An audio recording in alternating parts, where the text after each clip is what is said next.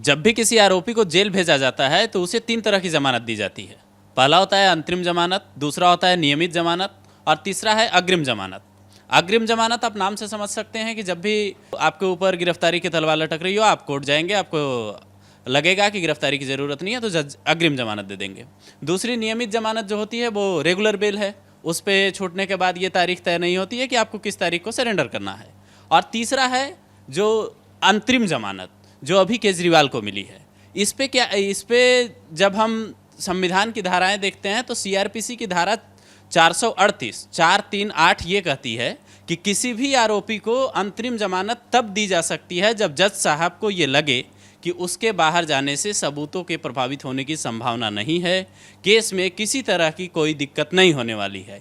और अंतरिम जमानत में जो सबसे बड़ी चीज़ है वो तारीख तय होती है। जैसे केजरीवाल के केस में आप ये देख रहे हैं कि उन्हें 1 जून तक जमानत दी गई है, 2 जून को उन्हें सरेंडर करना होगा। जमानत की शर्तें 436 से 438 तक सीआरपीसी की धारा में दी गई हैं। जमानत की शर्तों में इस बात का खास तौर पर उल्लेख होता है कि किसी भी आरोपी को जमानत किन शर्तों में दी जाएगी। केजरीवाल के केस में 2 जून को इन्हें सरेंडर करना है। हालांकि एक चीज़ जो गौर करने वाली बात यह है, जब हमने ये समझने की कोशिश की कि अंतरिम जमानत क्या है, तो उसमें मुझे एक जानकारी और ये मिली कि अंतरिम जमानत तभी दी जाती है जब रेगुलर बेल के लिए आपने आवेदन नहीं किया हो। तो केजरीवाल ने क्या रेगुलर बेल के लिए आवेदन नहीं किया था? क्या उनको ये नहीं पता था? क्या उनकी तरफ से जो वकीलों की फौज गई थी उन्हें ये लगा कि पहले अंतरिम जमानत ली जाए?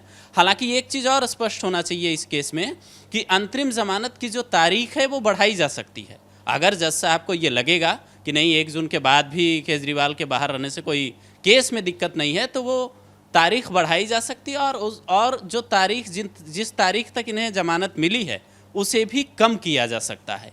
तो अंतरिम जमानत पर छूटा कोई भी आरोपी, किसी भी केस का आरोपी हो, उसे शर्तों का पालन करना होता है। और संविधान की धाराएं यही कहती है कि जमानत अधिकार है और जमानत के अधिकार का उपयोग तभी हो सकता है जब कोर्ट को ये लगे कि आरोपी के बाहर जाने से किसी भी तरह के केस से सबूतों से छेड़छाड़ होने की संभावना नहीं।